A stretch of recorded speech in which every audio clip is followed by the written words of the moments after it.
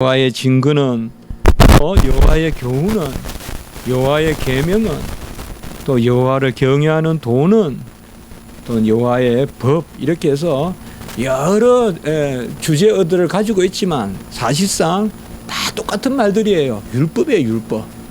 율법을 계명이라고도 불렀다가 여호와의 증거라고도 했다가 교훈이라고도 했다가 다 동의어들입니다. 그래서 율법에 관한 말씀이 있고 그리고 이제 11절에 보시면 경고도 받고 11절부터 14절까지는 바로 이제 복음에 관한 말씀 11절부터 14절까지. 근데 11절에 보면 경고를 받고 지킴으로 상이 큰데 12절에 보면 허물을 능히 깨달을 자 어디 있겠으며 13절에 고의로 죄를 짓게 말게 하시사. 그래서 대체로 11절부터 13절까지는 죄고 그리고 14절은 바로 구원이고 14절 한번 같이 읽어볼까요? 잘 아는 말씀이죠. 우리가 시작. 나의 반석이시여 나의 구속이신 여호와여 내 입의 말과 마음의 묵상이 주님 앞에 연락되기를 원하나이다. 잘 아는 말씀이죠. 그러니까 이것은 이제 예수님의 구원. 그래서 이 시편 19편을 보면 1절에서 5절까지는 6절까지는 일반 계시.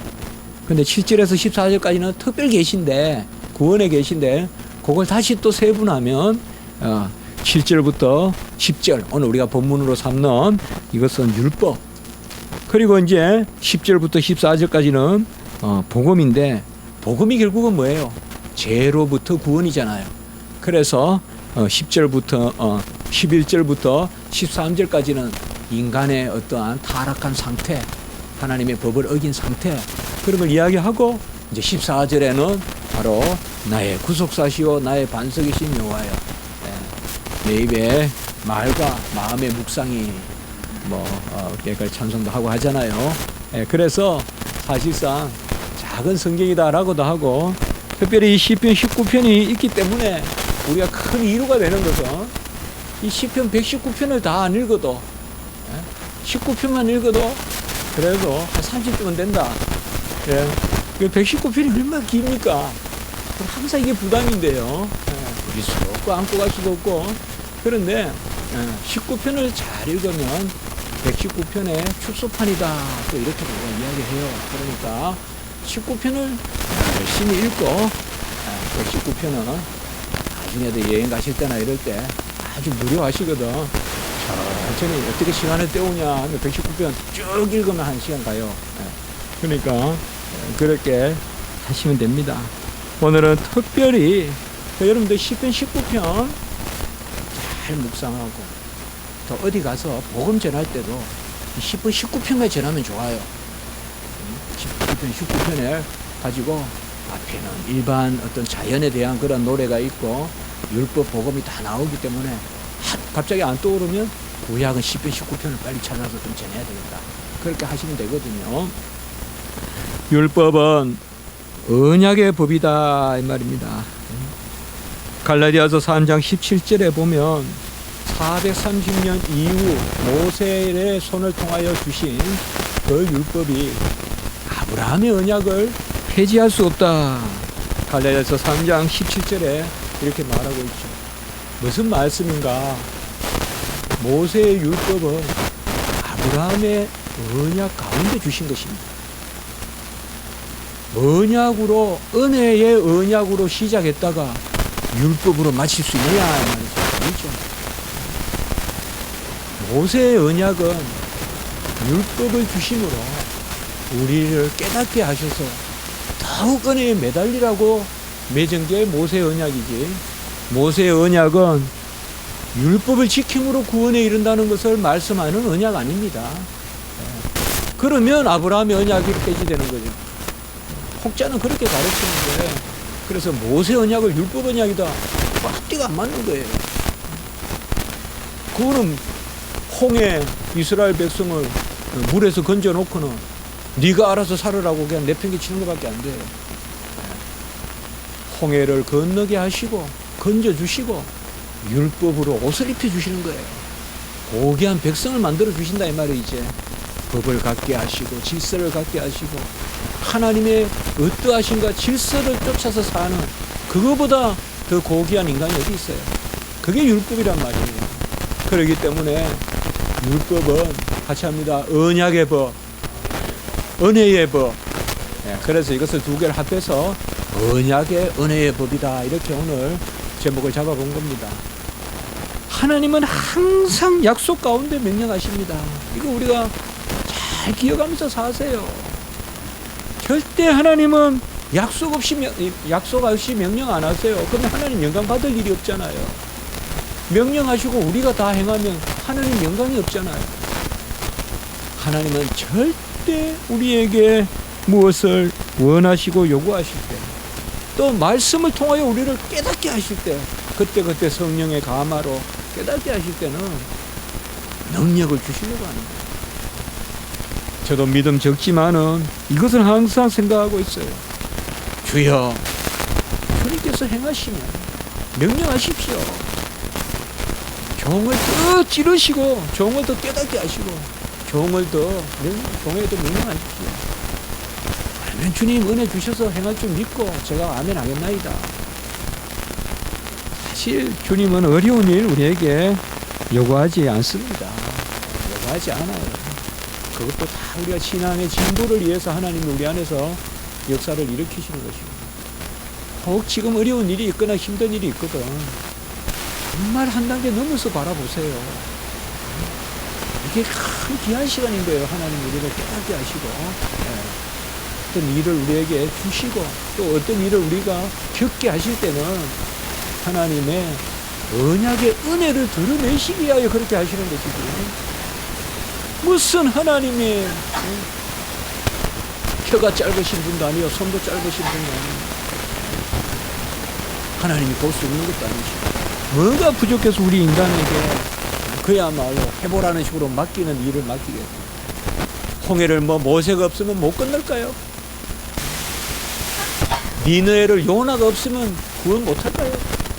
왜 하나님은 항상 믿는 자들의 그 영광 돌리시는 걸 받기 위해서 사람을 통해서 일하시고, 그래서 우리가 영광의 도구가 되면서 우리도 상급받고, 그래서 바로 그런 겁니다.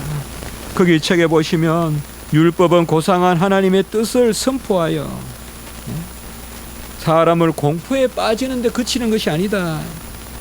하나님을 두려워하는 이 fear of God, 하나님에 대한 두려움, 이것을 주려고 율법이 있는 건 아니다. 율법이 두려운 것은 우리가 그 법을 받되 어기니까 두려워하는 것이지, 율법은 결코 그런 것이 아니라는 것입니다.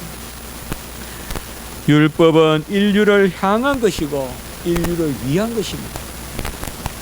믿지 않는 사람들은 하나님이 얼굴을 향한다 이러면 저주라고 생각해요. 우리는 하나님이 얼굴을 향한다 그러면 나를 위해서 축복이라고 생각하는 거예요. 율법도 그런 거예요. 하나님이 자신의 뜻을 우리에게 알려주시고 자신의 어떠하심을 우리를 향하여 알려주세요.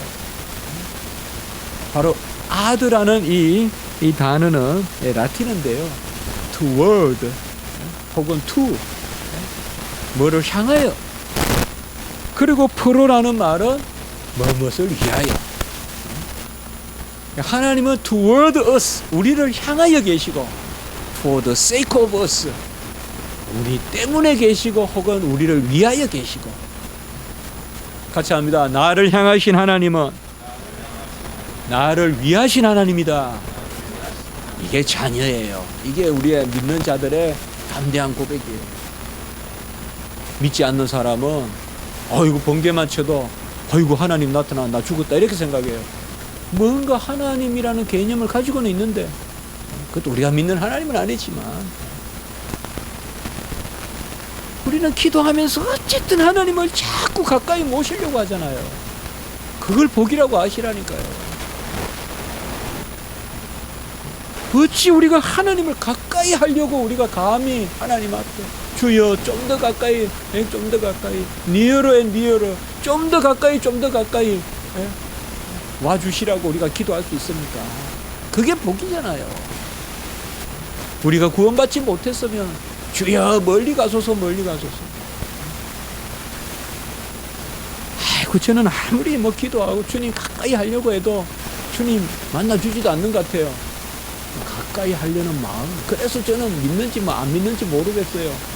그렇게 이야기한다면 가까이 하려는 마음이 믿는 거다 이 말이에요. 벌써 가까이 하려고 하는 마음이 믿는 거다.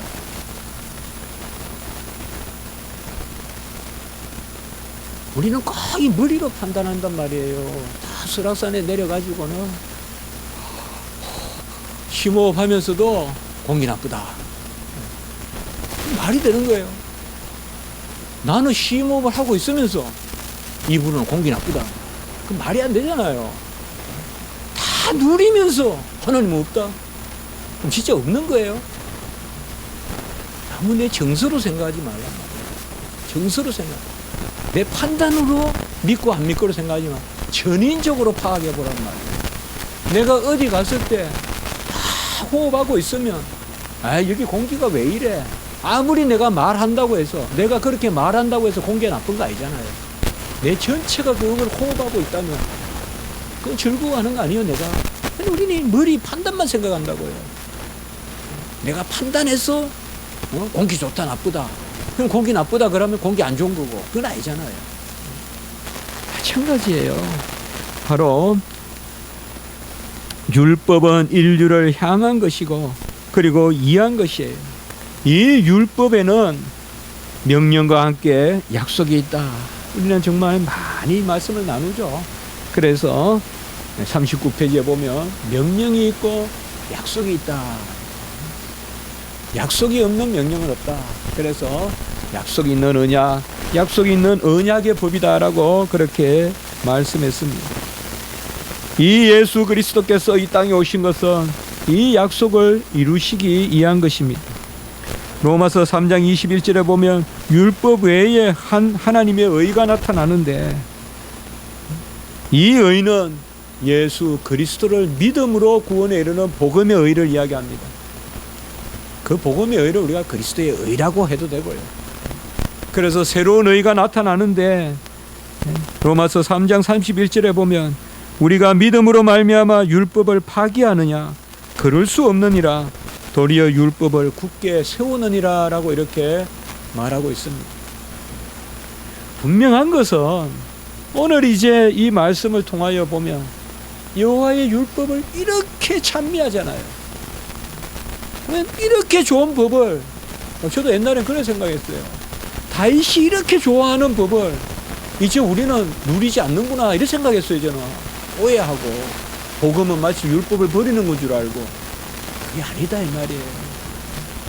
오늘 여기 다윗이 이렇게 율법을 달콤한 꿀송이 같다 하고 눈을 뜨게 하고 마음을 기쁘게 하고 이것이 우리에게 완성됐다 이 말이에요. 누구에 의해서?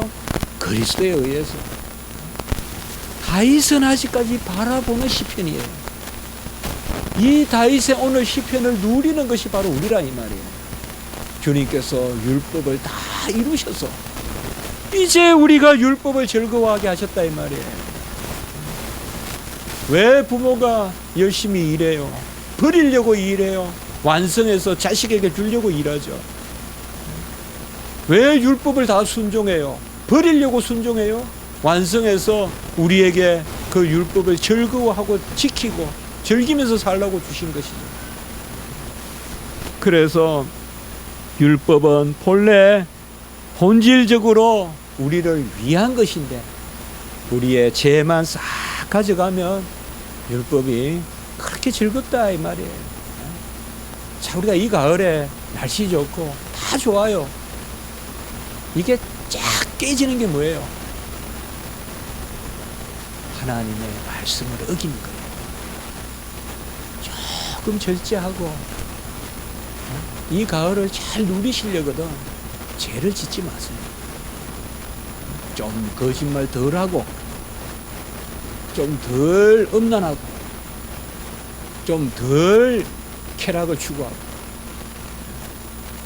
이 가을을 즐기시려거든 법을 지키세요.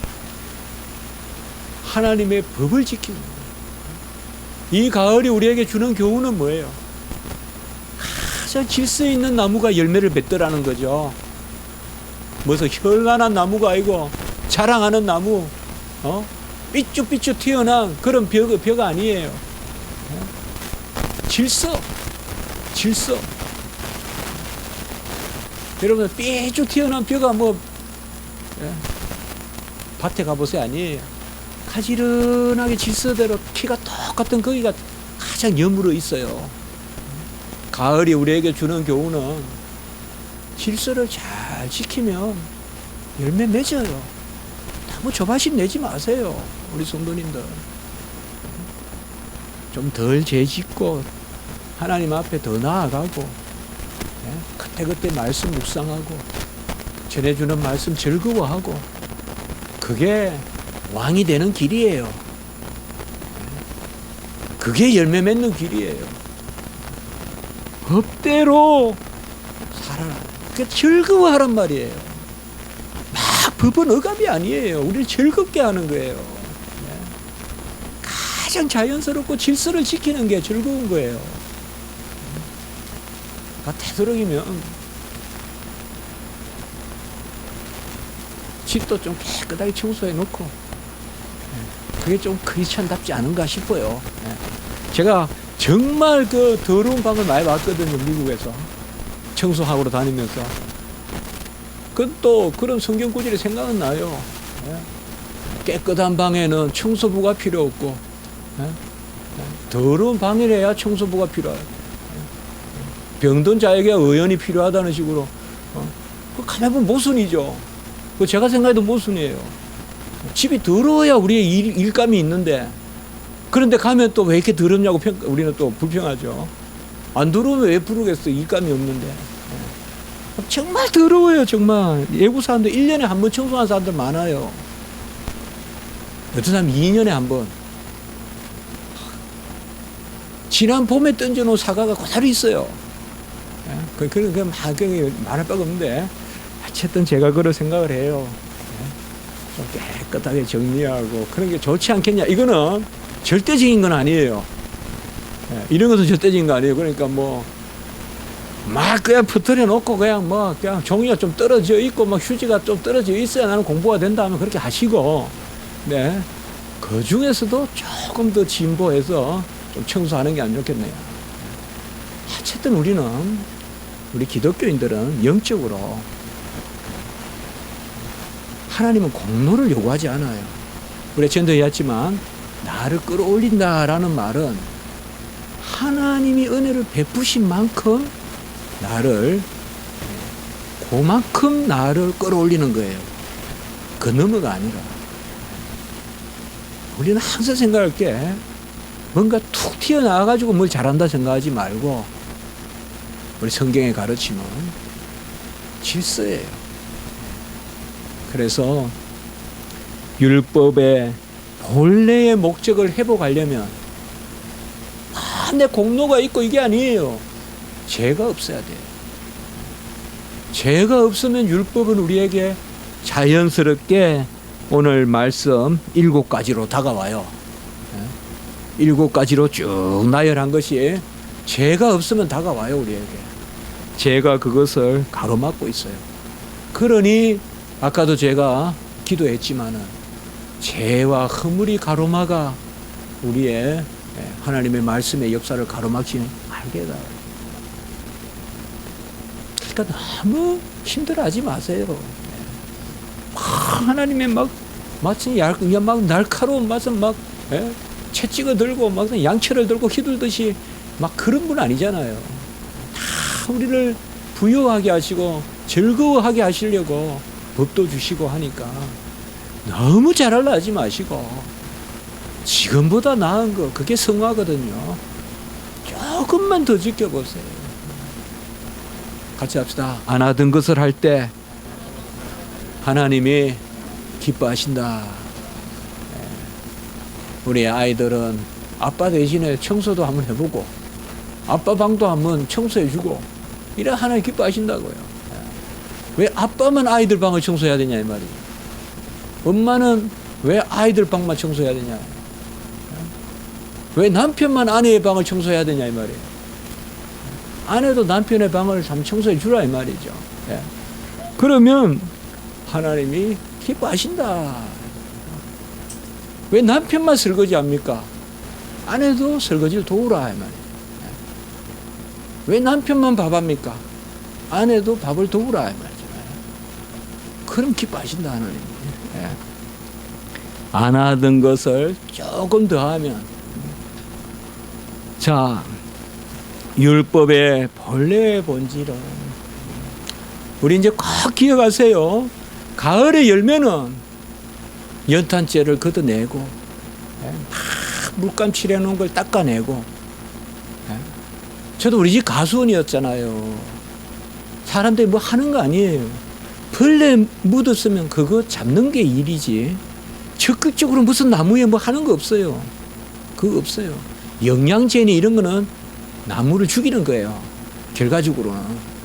그건 안 좋은 거예요. 그건 변칙이에요.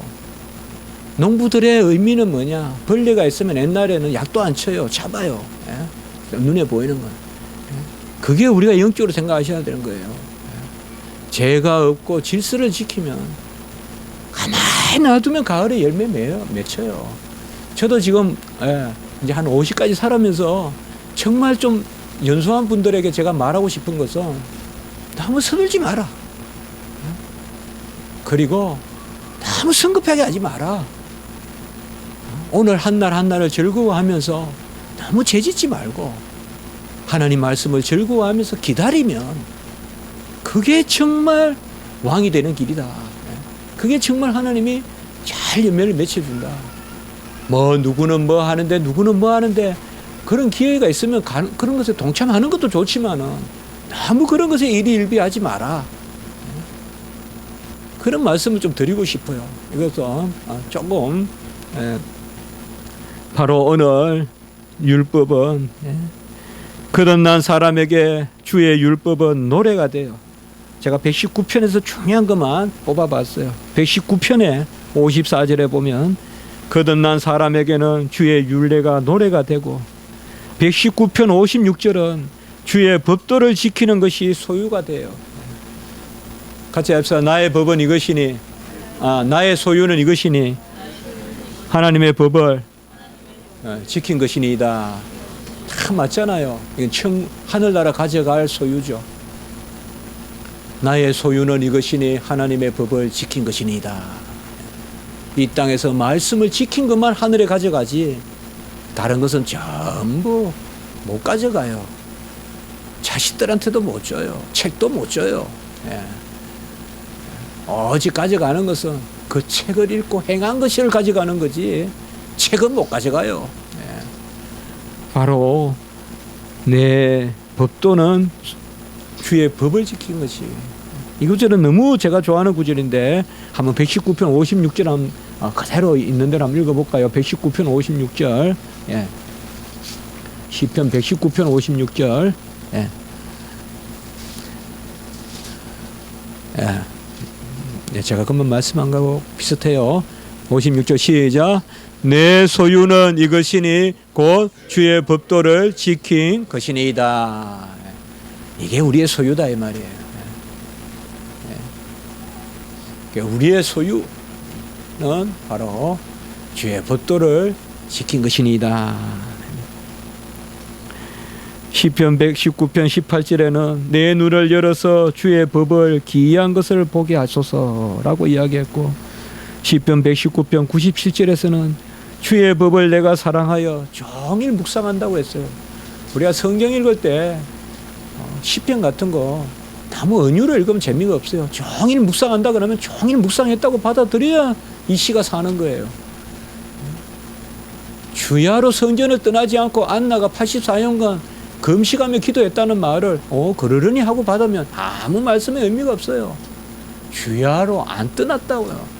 날마다 성전을 안 떠나기를 84년 했단 말이에요. 주님 한 번 만나서 예배 드리려고. 바로 여기도 그거예요. 종일 주의 법을 묵상하고 야경이 깊기 전에 새벽이 오기 전에 주의 법을 바란다. 시편 119편에 바로 147절에서 148절까지 말하고 있습니다. 이제 오늘 말씀 잠깐 보겠습니다. 7가지로 첫째로 여호와의 율법은 완전하여 영혼을 소성시킵니다. 같이 합시다. 완전한 것은 깨우고 불완전한 것은 재운다. 여호와의 법은 완전해서 우리를 깨어있게 합니다. 불완전한 것은 다 체면과 같아서 우리를 잠들게 합니다. 두 번째는 확실하여 우둔한 자를 지혜롭게 한다고 했습니다. 많은 경우에 하나님 앞에 길을 물을 때 법을 묵상해 보세요. 그러면 여러분들의 앞길이 보여요.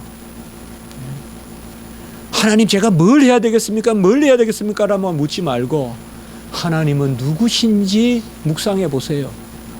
그는 선하시다. 그러면 여러분의 길은 선해야 될 것이요. 그는 사랑이시다. 그러면 여러분의 길은 사랑의 길로 갈 것이야 돼요. 그는 값없이 베푸는 것을 기뻐하신다. 그러면 여러분의 길은 구제의 길로 가야 될 것입니다. 바로 법은 그런 거예요. 확실하여 우둔한 자로 지혜롭게 한다 그랬어요. 무슨 법이 추상적이다 아니에요. 다윗은 기도하면서 여호와의 율법을 받으니까 확실하게 와닿는 거예요, 자기에게. 그래서 앞길을 알려줘요. 같이 합시다. 우리가 인생을 살 때 같이 합니다. 앞일을 분별할 때 여호와의 어떠하심을 묵상하자. 저는 이런 경험이 꽤 있어요. 제가 어떻게 해야 됩니까? 어떻게 해야 합니까? 할 때 하나님이 어떠한 분이라 하니까 자연히 그냥 답이 나온 거예요. 자연히 답이 나와요, 그냥. 이걸 구체적으로 여러분들이 많이 경험하게 됐어요. 세 번째는 정직하여 마음을 기쁘게 한다라고 이렇게 이야기했습니다. 정직이라는 것은 바로 나를 하나님 앞에 세우는 것이 정직입니다. 그러니까 여호와의 율법은 하나님 앞에 나를 세웁니다. 그래서 우리의 마음을 기쁘게 하는 것입니다. 우리는 하나님 앞에 설 때 기쁩니다. 아이가 엄마 앞에 설 때 기쁘듯이 우리는 하나님 앞에 설 때 그 기쁨이 있는 것입니다. 네 번째는 순결하여 눈을 밝게 한다라고 이렇게 말하고 있습니다. 같이 합시다. 순결하여 눈을 밝게 한다. 우리 기독교인들은 사랑해야 됩니다. 그리고 많은 것을 허물을 덮어야 됩니다.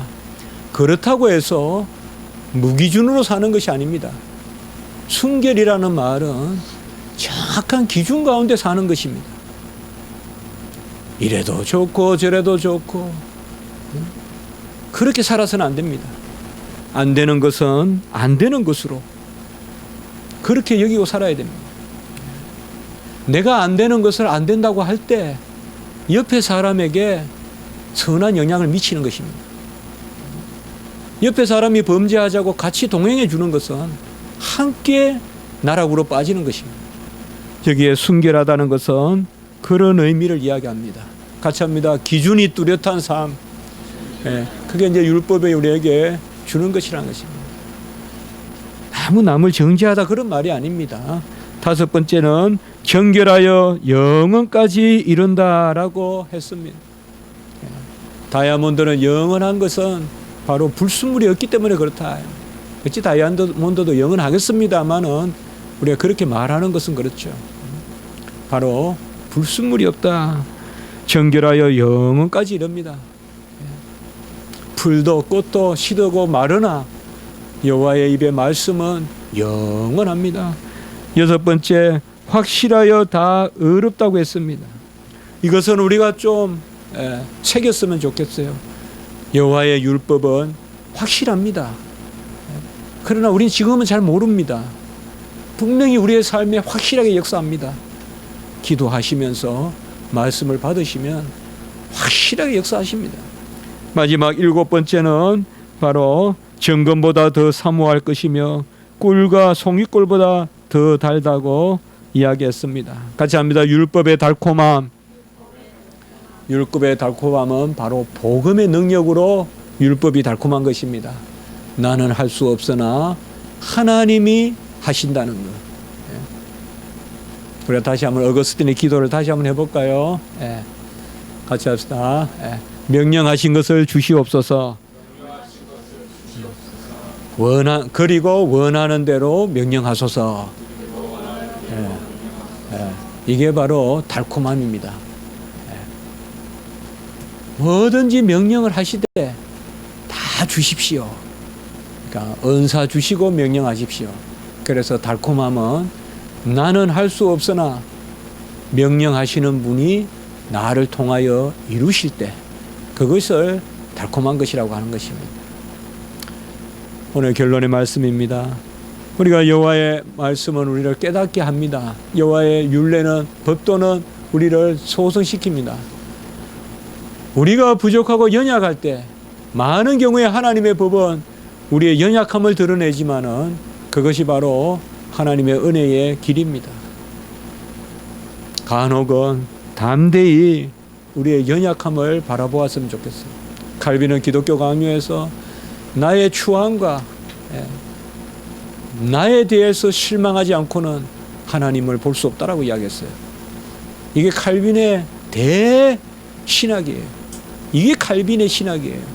다른 사람은 전부 나의 선한 것을 보면 하나님이 보인다고 했는데 칼빈은 나에 대해서 실망하지 않고는 여호와를 바라볼 수 없다라고 이야기했습니다.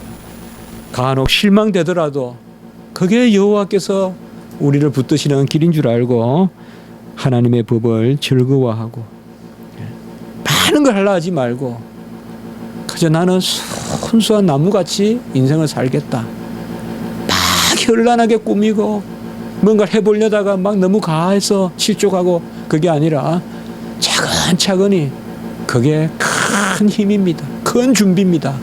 오늘 그 말씀을 우리가 나누었습니다. 한번 기도드리겠습니다. 하나님 아버지 감사합니다. 우리의 귀한 말씀, 꿀송이 같은 말씀, 영혼을 깨우고 소성시키고 기쁘게 하고 순결케 하는 말씀을 주시니 감사합니다. 이 법에 우리가 사람이 되게 하시고 복음으로 율법의 달콤함을 누리는 삶을 살게 하시옵소서. 우리 성도님들 다 지켜주시고 하나님의 말씀이 역사하는 삶을 살게 하시고 이 땅에서 나의 소유는 이것이니 주의 법도를 지킨 것이니이다. 바로 말씀을 기억하면서 무엇보다 하늘의 소유, 말씀대로 순종하는 소유를 많이 가지고 있는 하늘 부자들 다 되게 해 주시옵소서.